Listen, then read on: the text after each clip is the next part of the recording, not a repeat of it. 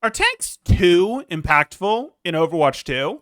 In Overwatch 1, there were two of them. Now, in Overwatch 2, we are only looking at one. We've flipped our numbers there, but they have to do twice as much stuff, right? Well, not exactly. They still are responsible either for the engaging or for some of the defensive stuff. They're not quite going to do all of both. That workload has been divided somewhat. Yes, they definitely have a bigger workload than they did before, but some of that survival stuff, of course, has just moved over to the supports have to be more slippery. The DPS have to do a bit more of taking space, that sort of thing. But it's still definitely an increase in their responsibility load. Likewise, they're not twice as strong. They're stronger than they were, but we're not looking at 1,000 health Reinhardt. We're not looking at a 3,000 health barrier. We are looking at, okay, an increase and a meaningful increase, and slight increases can cause someone to just run away with a matchup, and that's a lot more influence. You can just dominate matchups with other roles to a degree, and that really does add up. That really does matter. That really can cause a disproportionate impact on the game. In fact, if we look back at Overwatch 1, we could go, hey, MTD, that was a thing, main tank difference. And that mostly came from the fact that, at least for a phase, analysts were relatively universally set on main tank as the most impactful role. Obviously, the specific meta matters. There's been metas where flex supports are absolutely on top. There's been times where you might have said Widow or Tracer was the most impactful. Diva shouldn't be slept on. All of the roles definitely matter. Don't get too concerned about that.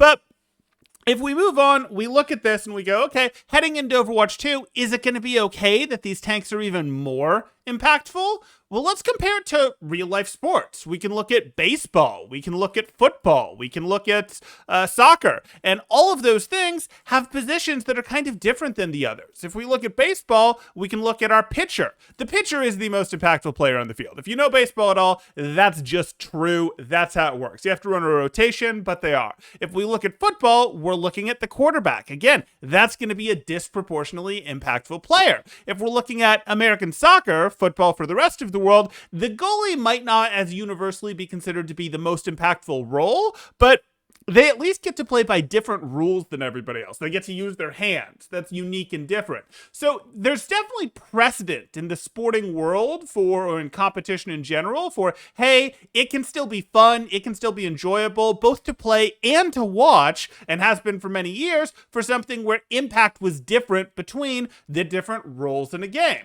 So I look at this and mostly say, seems fine to me. Obviously, it only works out, though, if it's fun for everyone. And we'd have to look at, is it actually fun for everyone? Support queue times might suggest that, not so much, but maybe that's due to them not having enough new toys to play with. Maybe that's not an actual lack of fun thing going on.